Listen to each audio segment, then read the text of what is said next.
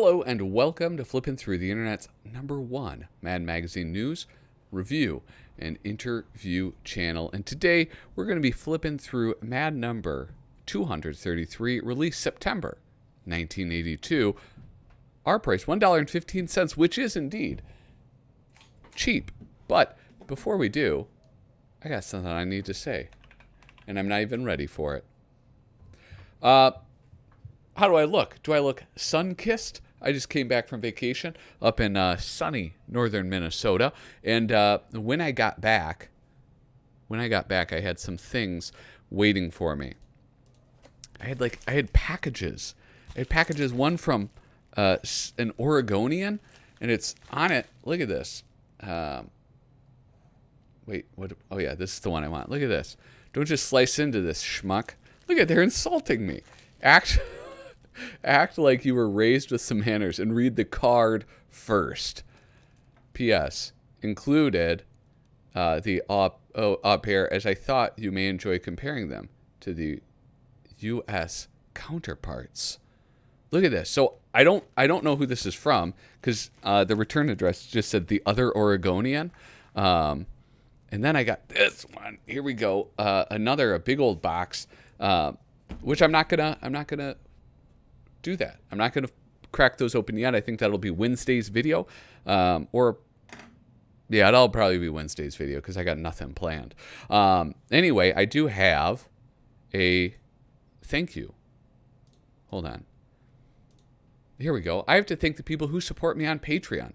If you want to support me, the best way you can support me is hit like, hit subscribe, and share this video out, or leave a comment below. That's the best way that you can help me. But if you want to help me pay the bills, keep these lights on, specifically my subscription to StreamYard, when I have start having guests on and doing live streams again in July, you can support me on Patreon, patreon.com/flippinthrough. You can check that out.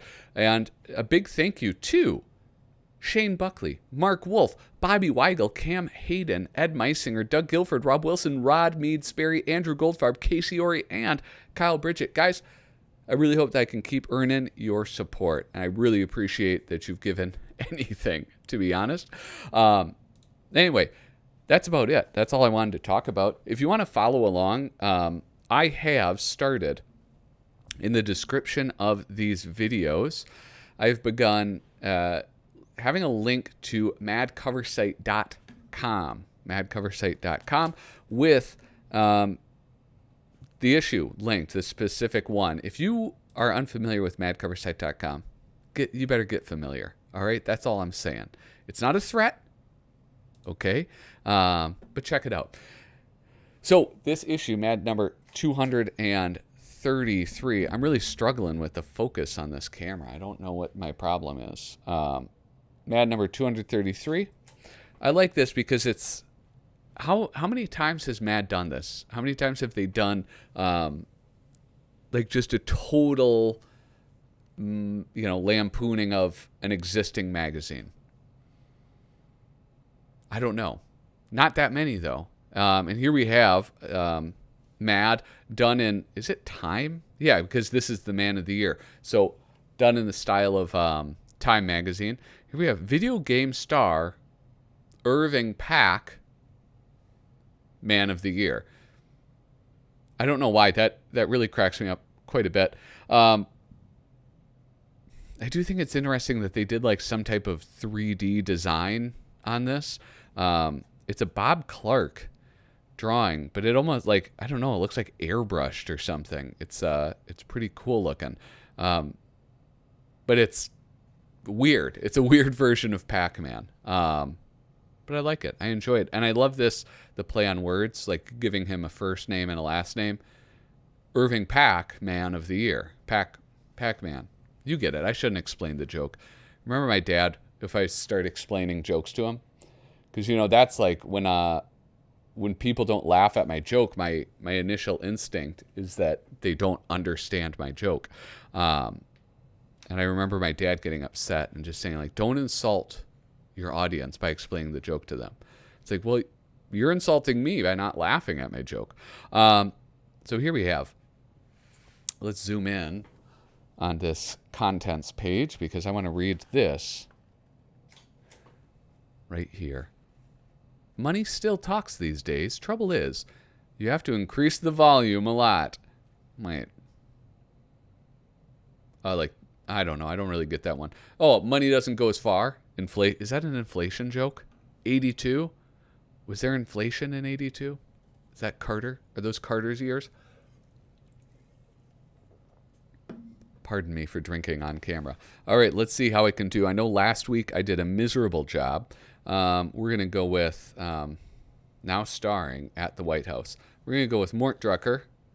This is Al Jaffe, obviously. I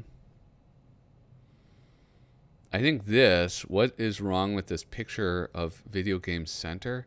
This almost looks like, it could be Harry North Esquire. And I really hope that I can do that. Here's Paul Peter Porges. And this, I don't know who this is. A TV satire? Another TV, we're going to go with, I forget his name. This one, we'll say Bob Clark. But this is, oh, I'm sorry, I didn't even have that on camera. This is, I forget his name. It was the other guy who did the satires at the time. I'll be honest. If it's not the guy I'm thinking of, I'll be honest about that. I'm really nervous about this, though, but I think that might be Harry North Esquire. Oh, here we go. Look at it, a celebrity sighting. The Hill Street Blues. Just wanted to let you know that I enjoyed your spoof of Hill Street Blues, even if you did have me wearing a woman's negligee and carting my girlfriend around wrapped in linoleum. Cheers. This guy is from the Hill Street Blues. I don't know. I know that name, but I don't know anything else. Gunshots. Personally, I think your article, Mad Visits a Local Gun Club Picnic, isn't true at all. You're treating people with guns as if we were crazy maniacs and giving us a bad reputation. I'm warning you, if you ever do it again, I'll shoot you. Oh my gosh, that's what he wrote. If you ever do it again, I'll shoot you. And that was Jacques Sire from New Brunswick, Canada. Gosh, somebody get some of the Canadians on the. If you're Canadian, please leave a comment below. Does Jacques from New Brunswick, is that Nova Scotia? New Brunswick? I don't know. I only know a few words in Canada. All right, we're going to move on. Oh my gosh, look at this. Why kill yourself? I got to take a picture of that. That's a Paul Coker one. Here's the thing. I'm going to post this online. But I recently got this. And I'm going to do a live flip through with Kyle Bridget. He reached out to me. But I thought when I saw this is your last issue, right? Don't kill off your subscription. They really got to bring back the suicide humor. Wouldn't that be great? Just have on this big paper, like somebody, like all of these old illustrations. I mean, I know that people don't have a real great sense of humor about that sort of stuff anymore, but I think they should do it. I'll have to reach out. Here we have Ronald Reagan now starring at the White House. Artist Mort Drucker, writer Stan Hart. So you really think that just because Ronald Reagan became president, he gave up acting? Well, shows you how much you know, because once an actor, always an actor. It's kind of like herpes. And now that he is president, instead of waiting around for a great role like Bonzo's pal to come around, Ronnie can play any role that he wants. In fact, we here at MAD have detected him playing many famous sought-after parts since he took office. Here are just a few we have observed. So what is this? Oh, it's Hamlet. Stan Hart. This is, this seems like one that could be written by that highbrow humorist, Frank Jacobs. To tax or not to tax? That is the question. Whether it is better to relieve the poor man's suffering, or to take action against outrageous fortunes, and by taxing friends offend them. Does the president usually spend a lot of time asking himself questions? Yeah, that's why he gets so many goofy answers. Well, at least he's thoughtful. He's not thoughtful, he's senile. I always wonder about that. Like, people, I don't like, well, I guess this is 82, so people are joking that he's senile, right? So I guess that answers my question. It always seemed that, like, as an adult, people looked back on it and were saying that he's senile, but here he is as Merlin. Oh, it's Peter Pan.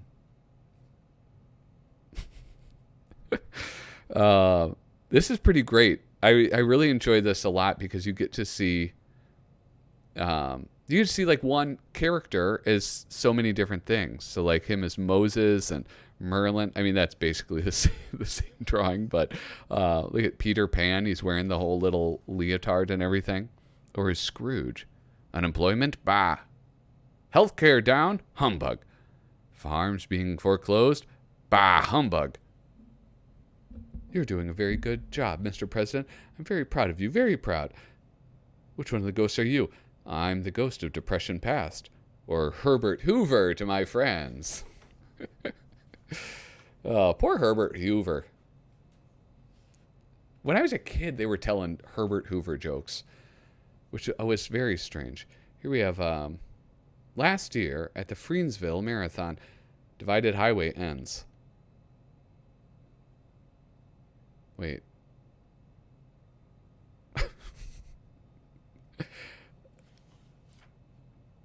I guess I don't really understand. Like, it ends as in there's a wall, but it's just so strange because then I don't know if that works, Donnie boy. I don't know if that one works, man. The second edition of the Mad Overrated, Underrated book.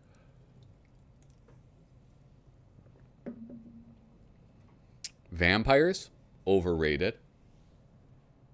Werewolves, underrated werewolves, huh? Frisbees are overrated. Boomerangs are underrated. This reminds me of the Godfrey Report. Miami Beach, overrated.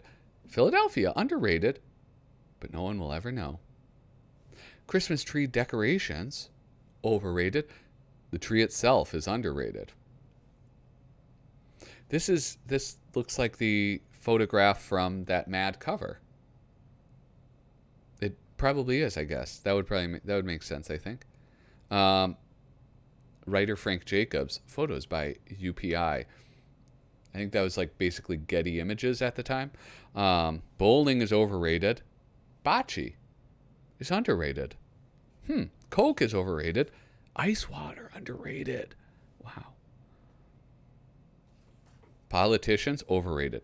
People who have to live with politicians, underrated. Personality is overrated. Character is underrated. One thing I will never forget is when there's a World War II movie he was in, and I was over at my aunt and uncle's house, and my uncle referred to him as Old Dog Face.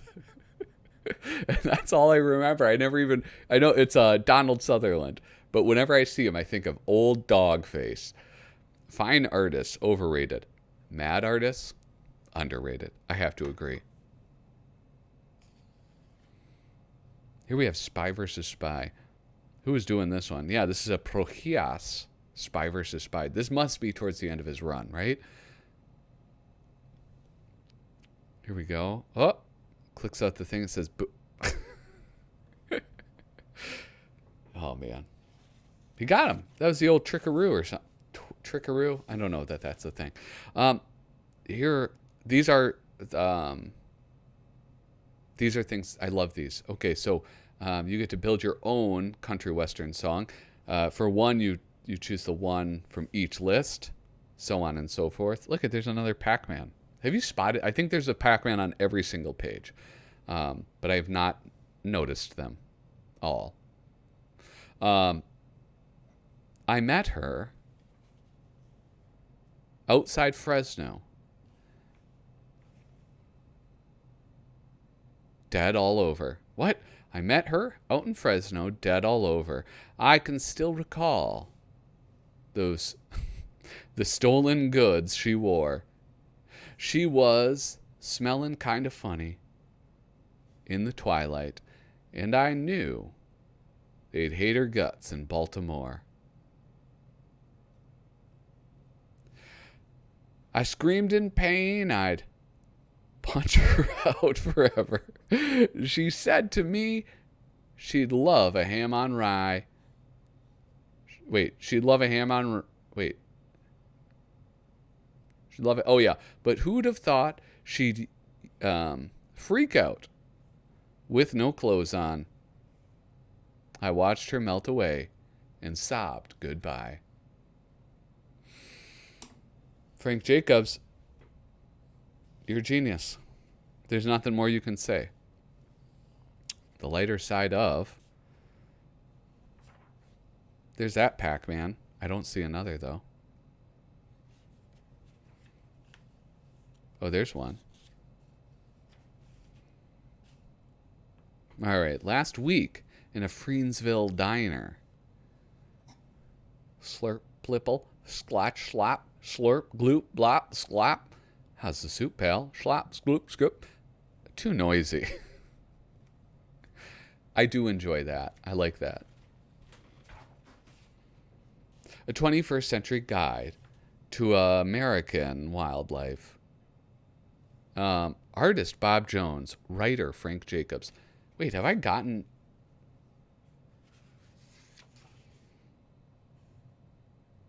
Wow, okay. We only saw that one. We're like over halfway through. Oh no, nearly halfway through, and we have not seen anything. These Bob Jones illustrations are so cool. I like these bizarre creatures. The giant scrap toad, Juncus digestus. The secretive... No. I'm an idiot.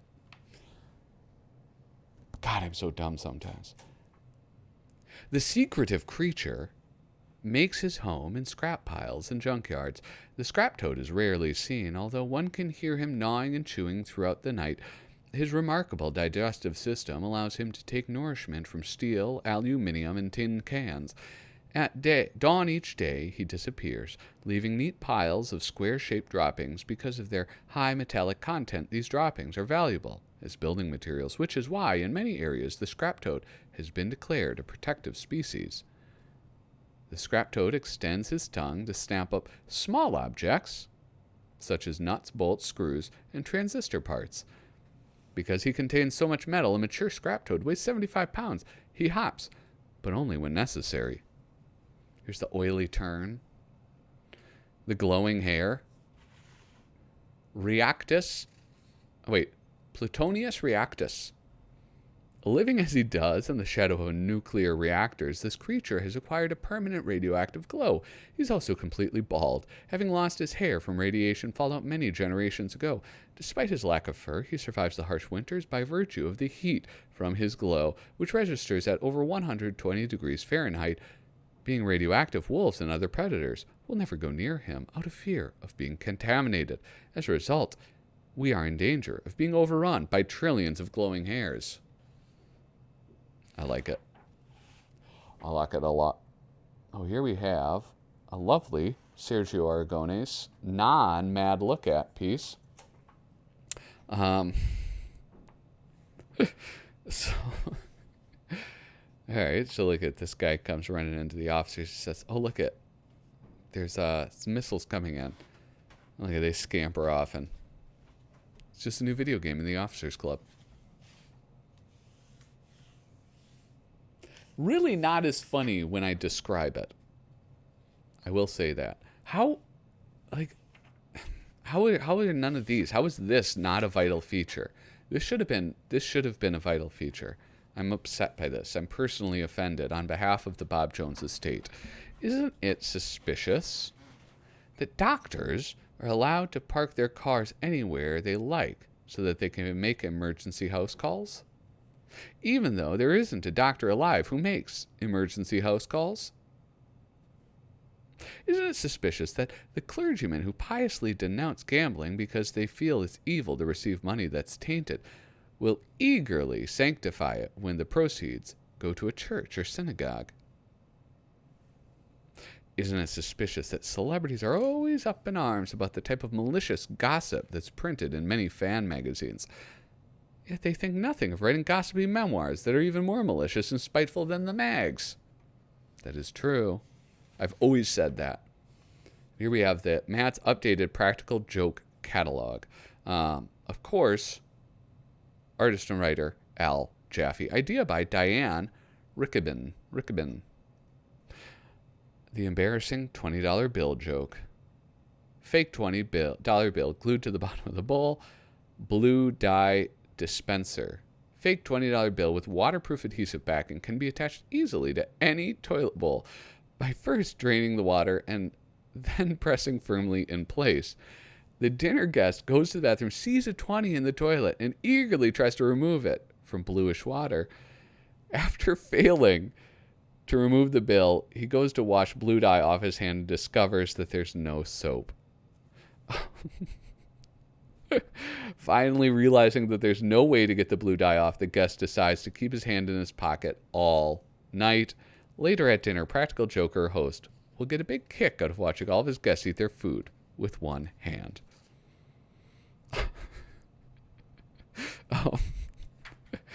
Oh my goodness. Here we have asbestos. This is funny for a different reason now. Asbestos-covered barbecue briquettes that can be used to test the patience and emotional stability of any would-be backyard chef with amusement. My goodness.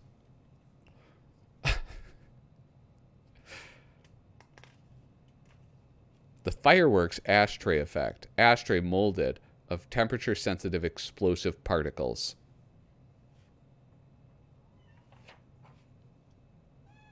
So here we have 6 minutes. Looks at nuclear power. Artist, I'm a failure. Now that I see this and I've read it, it feels like it's a little bit more obvious. But this is artist Jack Davis. And as you guys know, Jack Davis is the best, right? I mean, he's a genius.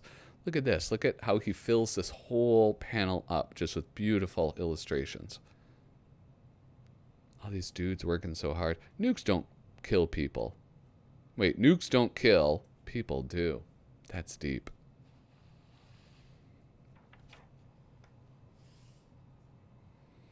My, oh my.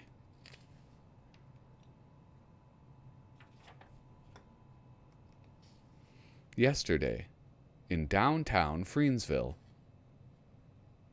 Max's novelty shop. Help wanted.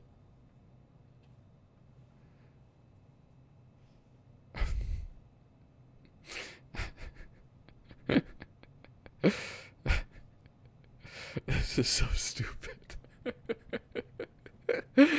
Oh my god. Oh my goodness. That's such a dumb. That's so stupid.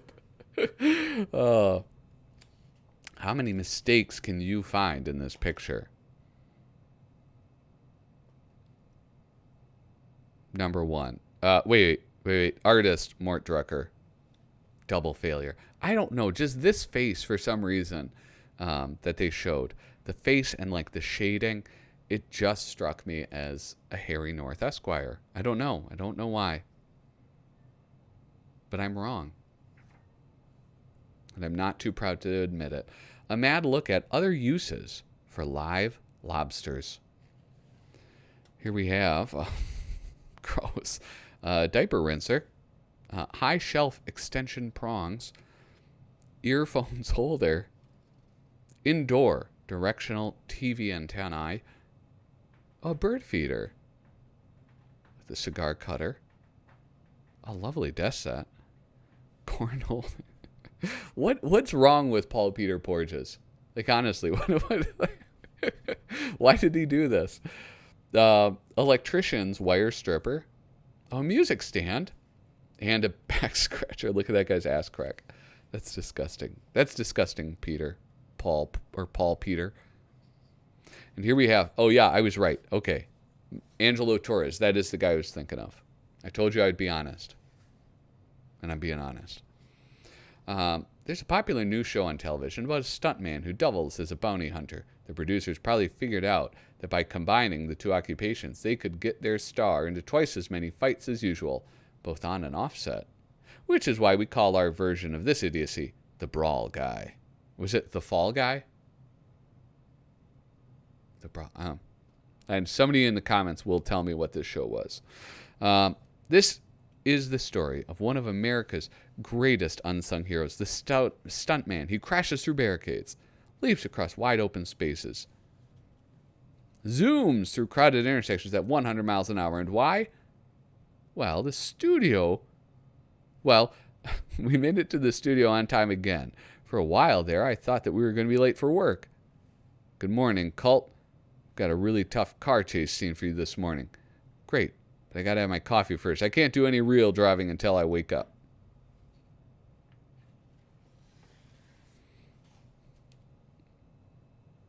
You know, Angelo Torres on his Instagram was like selling signed issues of MAD. I didn't get that. I think you could get like 3 for $50 or something. I thought that would be real cool. Here we have the MAD fold-in. Not folded. And it ain't going to get folded. In this Frog and the Princess scene, the Frog seems to have all the snappy answers. But after you fold in the pages, as shown on the right, the Princess winds up with the snappiest comeback. Are you my long-lost prince? No. I'm your ordinary, everyday talking frog. Did a witch cast you into this perfectly horrible role? No, I always dress in funky green tights to show off my shape. Shall I kiss your lips and free you from your torment? No, I like suffering, the icy glaze of brutal winter in this filthy pond. All right, then. Okay, let's... Should I? I'll just do it. All right, you only live once. Isn't that what they say? They say that. And you know what? It's not like I'm ever going to sell them. By the time I'm ready to sell them, I'm going to be dead. It'll be my children's problem. They'll be like, why did...